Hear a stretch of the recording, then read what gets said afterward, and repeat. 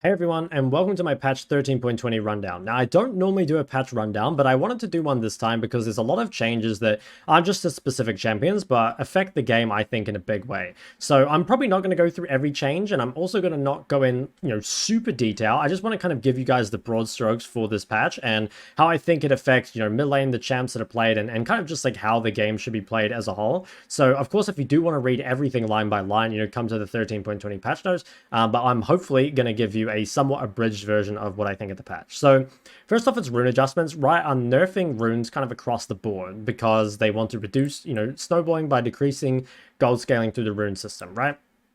But the thing is, some runes would definitely hit a lot harder than others. So if you look at, runes like Conqueror, 14.4 to 32.4 on the max AD to, 13 to 28.8, and then on the AP, 24 to 54 to 21.6 to 48. Honestly, not a huge nerf. I think it's relatively in line with some of the other things, right? Again, looking at lethal tempo, obviously it was nerfed per stack, so it definitely adds up. But I think overall, the numbers aren't too bad, right? Like if we're thinking of a champ like Azir, 4 to 9 to 3.6 to 8, I don't really think it's a huge deal, right?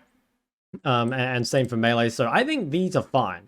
And these are somewhat fair changes. But I think down here is where we start to get some of the big ones. So overall, for these runes here, Electrocute, Dark Harvest, Arcane Comet, and Airy, they are increasing the base damage at later levels. So you see here like 380 to 180 to 30 to 220. But some of the ratios have been absolutely massacred. So we see here, 10% bonus AD down from 40%.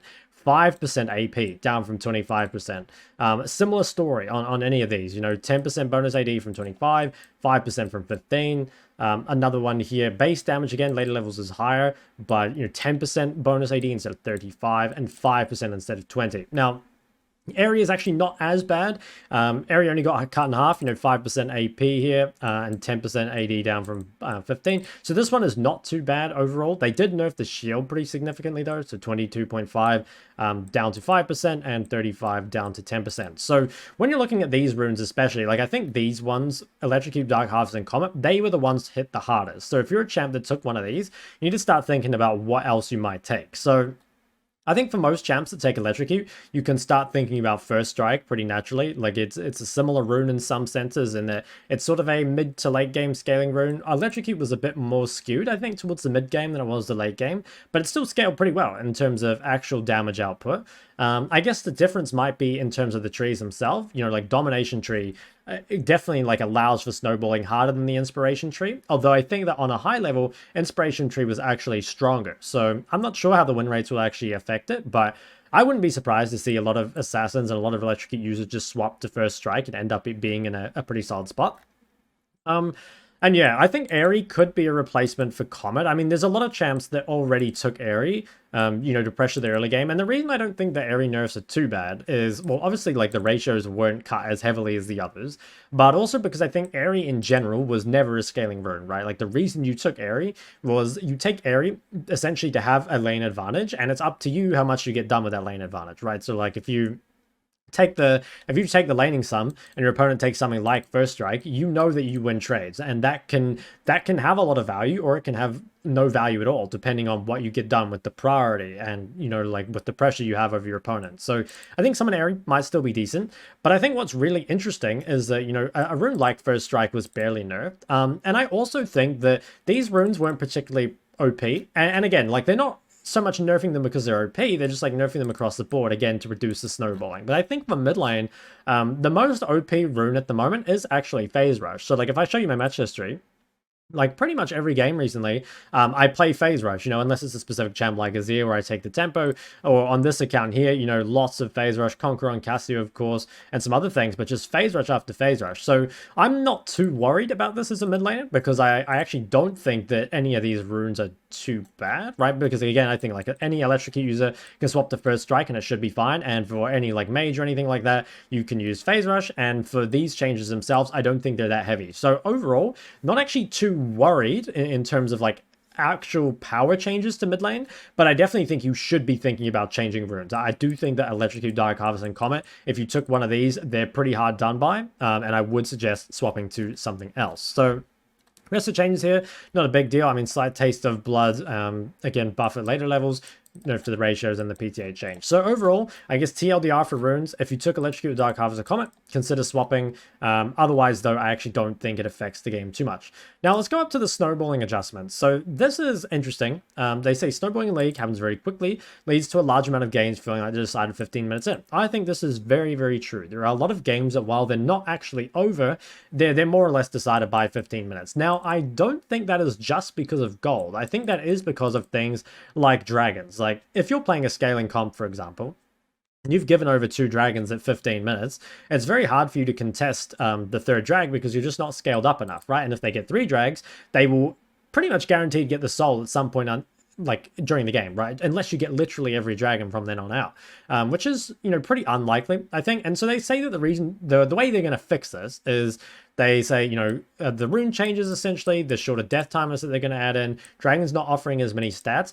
I'm not sure if these do as much as they think, but I don't know. We'll kind of look at them. I agree there needs to be some kind of change because I do think it's kind of sad when a game is decided so early. But yeah, I'm not over enthused with the changes. So first thing is just nerfing individual dragon stacks. I don't think this is actually a good change. I actually think individual dragons are not particularly valuable already. I think that mostly people are just playing for the soul, and I actually think the reason that dragons are so valuable in solo queue is just because it's a convenient place to fight. Like, I'm serious. Like, dragon is heavily overvalued in solo queue, but at the same time, it becomes valuable because, like, if you split push, your team is just going to fight dragon anyway, right? Like, they're just going to go fight and die. So it just becomes a 5v5 because it's, you know, it's just going to be a fight every time. And I don't think that's the strength of these dragons is related at all to the stacks. At least I don't think so. So this is them taking away a little bit of the invisible power. I actually think if they wanted to nerf the snowballing a bit more, they should probably either delay the first dragon spawn by like another minute or something, or they could reduce the timer between dragons. I can't remember. Dragons spawn every 5 minutes, I think. They could make it something like 5:30, and that way it just slows down kind of how frequently those fights will happen. Now, that could be boring, right? I'm not saying that that's actually like better for the game, but I think if they're worried about, you know, the game snowballing so fast, it's dragons that kind of force fights to happen, and then it's dragons getting stacked that force the game to end. I think if they want to stop snowballing, that's probably the way to do it. Now, souls are being buffed. This is pretty surprising to me because I think some souls are very broken already. And I think another weird thing here is that there's no Chemtech soul. So in my mind, Hextech soul is the most broken. And I also think that Chemtech soul is probably the weakest. So Hextech being buffed even further, Chemtech being untouched is kind of surprising to me. I mean, overall, they just want to make them stronger. So I don't know, kind of makes sense, but I'm a little surprised because I think there is actually a pretty big disparity. I've never looked at the win rates, but in my head, there's a pretty big disparity in some of the drags. And I think that some of the drags also can be quite conditional. Like, you know, for example, like there's some comps that are really good with Cloud Drake, some that aren't. Ocean Drake's another one where if your opponents have healing reduction already, like let's say you have a bunch of champs that heal on your team, like a Soraka and Aatrox, if their enemy team already has healing reduction, then Ocean Drake is honestly not too big a deal. But if they have no healing reduction, and it's like especially late in the game, and people kind of have a hard time to fit it in their builds at that point, it can be really, really strong. So I don't know. It would be nice, I think, for them to kind of balance these out a bit differently, but yeah, overall, I don't really care too much. Rift Herald change, I think this is good. I think Rift Herald is already by far the strongest objective on the map, and I think even with the nerf to the local gold, it probably still will be. So I like this as a change. Yeah, nothing sad to say about this, really. Next is Baron. So Baron base health is up. I kind of like this, and I kind of don't. So I agree that the Baron is a bit too easy to take, but I do worry about, like, sometimes in solo queue, it can be... Like, I especially notice this in lower elo, right? Like, when I'm watching you guys coaching VODs, a lot of the time you guys don't even look for Baron because, like, you guys can't get enough people to coordinate, right? Like, there'll be someone who goes missing and you are, like, I don't know, walking to the bot side and you need, like, all 5 of your members to do it or something. And I think this makes it even harder to do it in low elo, but I'm not sure it actually affects the high elo too much. I don't know. I guess it affects it sometimes, like, especially Barons being, like, you know, taken off vision or something. It can kind of affect it. I'm a little surprised they didn't impact the health scaling, and I suppose it's because, like, by the time it gets ultra late game, Baron just melts anyway. So I don't know. Overall, it's probably a good change, but yeah, I'm not too sure. I guess overall, I think it's a good change. I wonder if it might have been better to make it so it wasn't so much the health and more the, because you know how Baron shreds resist. Like they say, okay, increasing its health will prevent Baron from being burst down quickly, making the objective more contestable. I wonder if it's better to make it so it's like, you know, the Baron shreds more resist, so it's like harder to start when the enemy team's alive, but it's still quite easy to take if the enemy team's dead. Because, okay, basically what I think is you really don't want it to be, you kill the whole enemy team, but you can't do Baron because it's too tanky. I think that's bad for the game. But I do agree that you shouldn't be just able to one-shot Baron out of nowhere. So I kind of like it. I wonder if they could have gone for a different change, but overall, I guess I'm happy with it. They changed the death timers, so I think this is basically whatever. I mean, I don't think this affects the game in a huge way. I guess it affects, like, you might get a couple more creeps here and there, but overall, I don't really think too much about it. Now, here's another big one. So the turret plating change. So they say, you know, reducing turret plating as a way to reduce the amount of rewards that the players can get access to. That's fair. You know, I think that turret plates do give a lot of gold. Should still be satisfying and rewarding in the event a player can get a turret plate, but won't be as detrimental to the opposing laner. Now, this is interesting. So I've seen a lot of discussion about turret plates already, and how the nerf from 175 to 125 incentivizes roaming. And I kind of agree, but I kind of don't. So let me show you on Riftkit how a roam normally goes, right? To open this up, what normally happens in a roam, let's say this is like the red side mid laner that can roam, blue side mid laner is the one who's going to stay in lane. So what will happen is this mid laner like runs down the river, and let's say he gets a successful gank off and he kills the ADC or whatever, right? So the ADC is taken off the map. Now what normally happens is it's not that a plate is taken here in exchange for this roam. Like what actually happens is this wave gets pushed, a plate gets taken, but because this roam was successful, a plate gets taken bot too.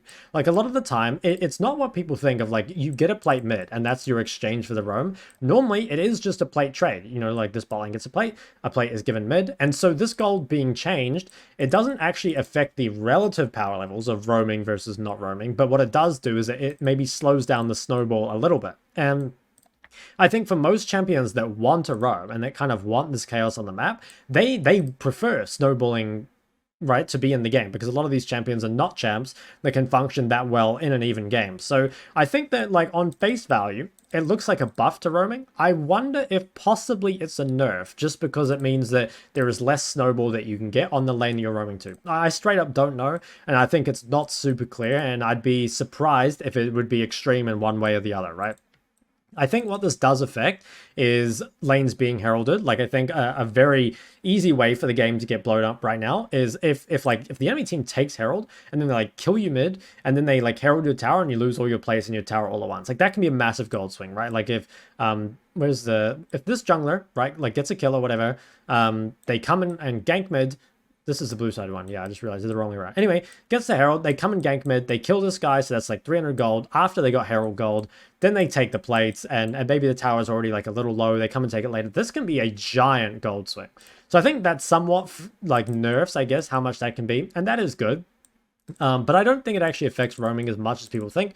I guess we'll wait and see. I suppose the other thing it can affect is just purely getting outlaned. But the thing with like getting outlaned at the moment is that like it's pretty hard to actually chunk towers, like, because most of the time people have enough wave clear or they're too safe that you can't actually hit the tower. Like the creeps slowly chip away at the tower, and maybe this is a difference between, you know, getting 50 gold here and there. But again, I don't actually think this is as big for, I think it's a good change, right? Like I think it's good mainly for the Herald nerf as well, but I don't think it actually changes the roaming as much as people think. I've seen a lot of discussion about it, and I don't know, I could be completely wrong for sure, but I think it's more of a net neutral than people think. So that's pretty much it for Rune and snowballing. Now, I believe somewhere up here is the item changes. Yeah, so for some reason, this is under jungle adjustments. I'll come back to the jungle in a second, but I wanted to look at all these items. So they're changing the starter items too. So they're basically saying that we want to lower the power of early ganks, right? And the way they think they can do that is by increasing the power of laners themselves. So essentially making it so these items are stronger. So you can see things like, you know, AD up by 2, health up by 20, or AP and health. Pretty much across the board, all these starting items being a little stronger. And I think this, you know, the main question that you're going to have in the comments is does that mean that we shouldn't start Corrupting Pot? Does that mean we shouldn't start like Longsword 3?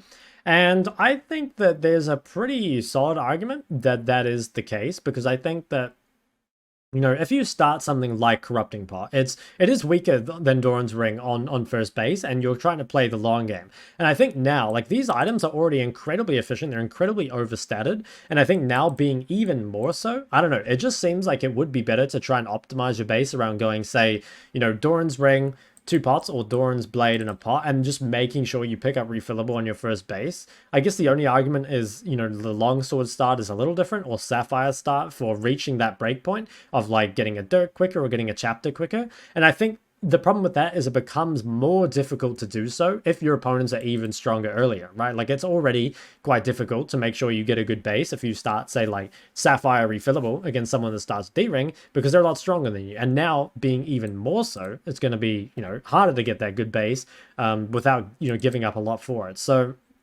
I have a feeling that you probably will just look to start these Doran's items. Now, one thing that it might also be the case, and I've seen some people talk about, is you might just see people picking up Doran's items even if they don't start it. So, like, you know, junglers, for example, starting their jungle item, doing whatever, and picking up Doran's Blade first base because it's an incredibly strong item.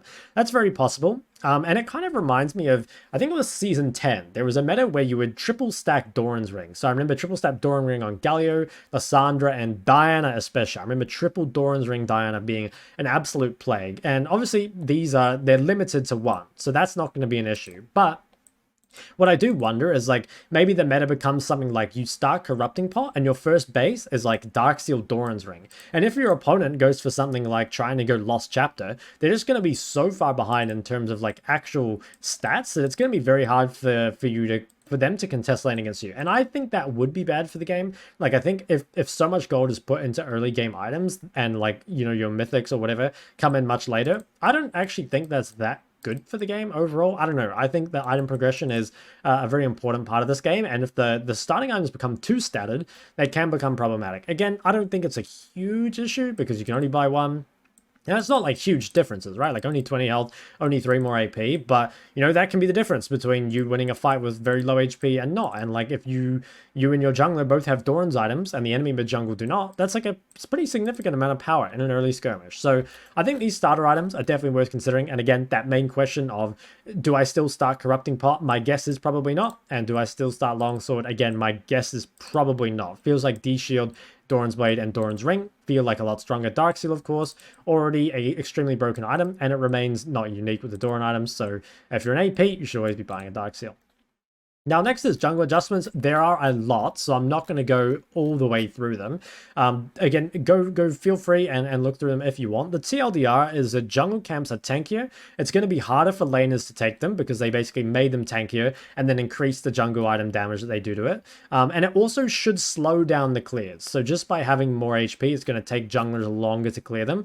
I will have to kind of get back to you guys to see if this affects where we place our wards and at what times, right? Like, at the moment, we kind of place our ward at 2 minutes 30. If you've seen my warding video, there's like a kind of, not like a rule, but more like a formula that you can follow to place your wards in the early game to keep yourself safe from any sort of jungle ganks. So I'm not sure. I haven't played any games the next patch. That's what I'm going to do after recording this video. But yeah, like, you can go through and kind of make what you think of it, I guess. But I think overall, it's just like clears should be slower. You should get ganked slightly less, and maybe we need to change our ward timings. I think that's like kind of the only real effects to mid lane. Again, you'd probably have to watch like a jungler's video on all this because, you know, I do not know how exactly it affects the jungle clears and stuff because it's not a role that I play a whole lot. So yeah, that's kind of my interpretation of it as reading it as a mid laner. But you'd have to, you know, see what a jungler thinks of it overall. So rest of the things, I mean, the only other real interesting things are these item changes and then some of the champs. So I'll quickly go through them. Blighting Jewel change down from 1250 to 1100. This is a change in the right direction. I actually think Blighting Jewel is not too bad an item. It's Void Staff that really sucks. Although Blighting Jewel, I guess, isn't amazing either. I don't know. It's nice this being reduced. I think 1250 gold is quite a lot to get, especially because, like, Blighting Jewel in particular, if you're buying this, it's because your opponents already have magic resist, and that means getting kills is going to be even harder until you have this. So this item being a little cheaper, I think actually means quite a lot because it's very hard to get this gold when suddenly everyone becomes really, really tanky. So I like that change. Duskblade continues to be nerfed, ability haste down, damage amp down. And I think this combined with the Ghostblade buffs might mean that a lot of lethality users just eventually swap over to Ghostblade. Although, while you still have the invincibility on this thing, maybe you just still keep it, because it does seem like it's just really OP overall. I don't know, like what do you call it, the passive? Yeah, it's really, really strong, I think. Some LDR changes, mainly just a calculation thing. This is not an item that I really build on any champ I play, so I don't really have too much of an opinion on it, so I'm mainly going to ignore it.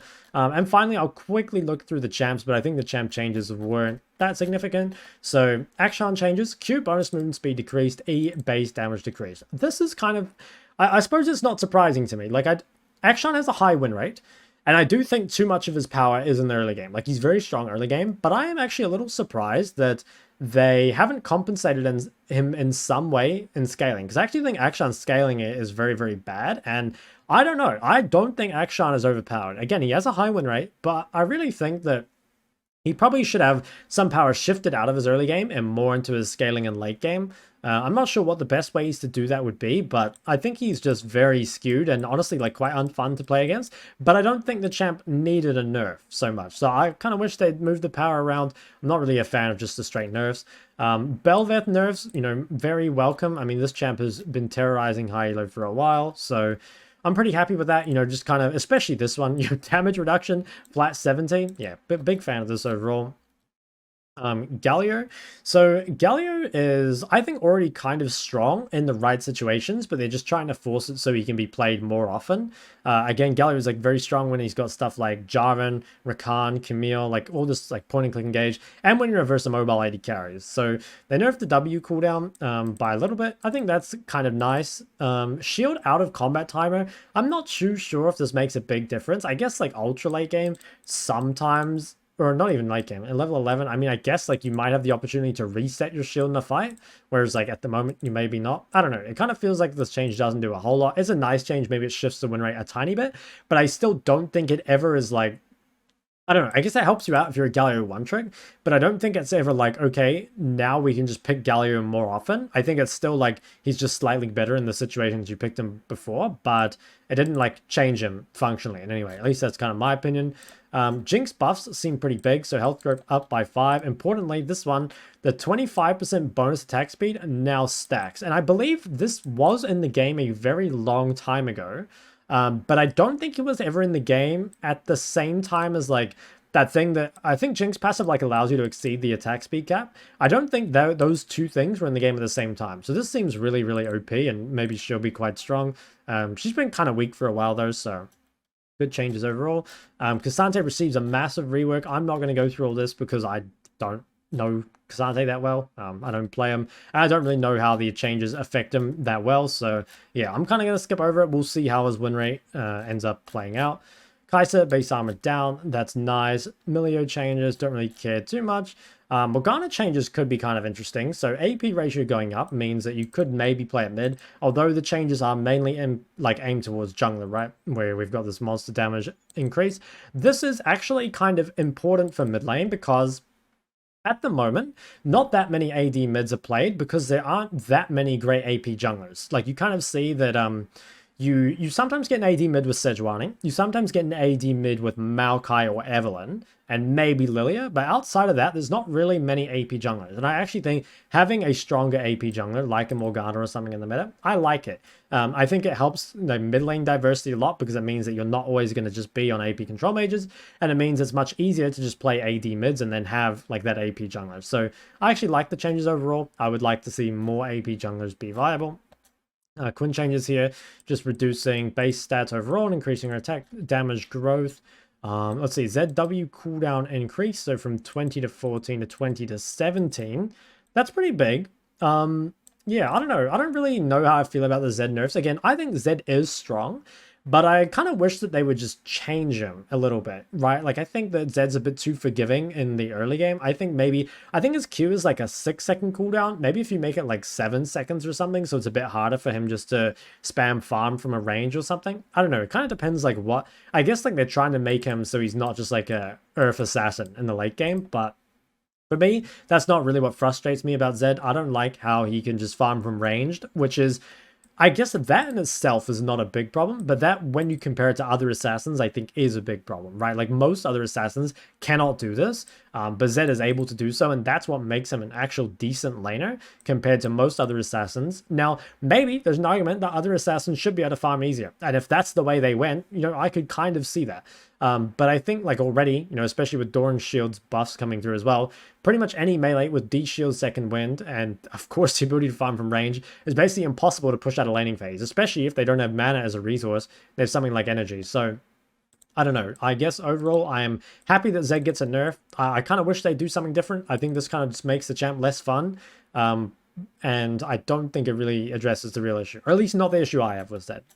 And the final champ change here is Ziggs. So this is pretty big. Q hitbox increase from 150 to 180. The reason this is pretty big is because Ziggs is actually a pretty good lane bully. But the problem is that as you get higher rank, right, like the main way you deal damage with Ziggs Q is just by bouncing it off the creeps. So one, this means if people stand, again, too close to creeps, you can hit them.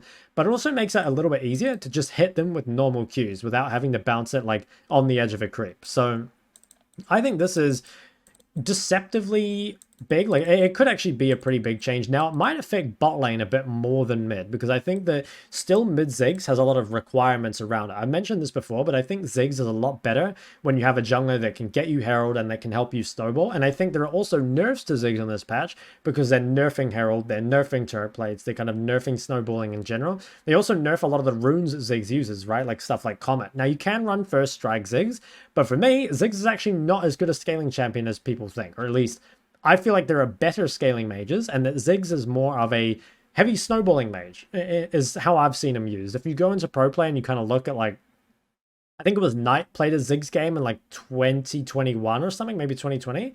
One of those years anyway. And basically the way they used it was they just made sure to have like a winning top laner, a really aggressive jungler, secure the Herald, and then just basically like blow up as many towers as possible. And I think it was a very quick game, and they had a massive gold lead. I think that's the real strength of Ziggs.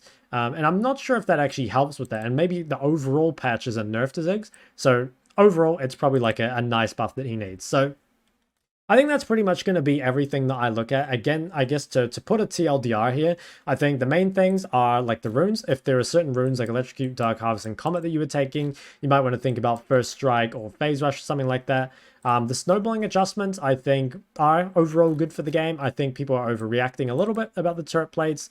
Jungle adjustments should mean that you get ganked a little bit less. The clear should take a little bit longer, and maybe it's a bit harder for you to take jungle camps. And finally, the other really important things are, it seems like these starter items, these Doran items are going to be pretty OP, so you probably should be starting them. So yeah, that's going to be it for this video. Again, I don't normally do patch rundowns because, again, I think you guys can just look through them most of the time.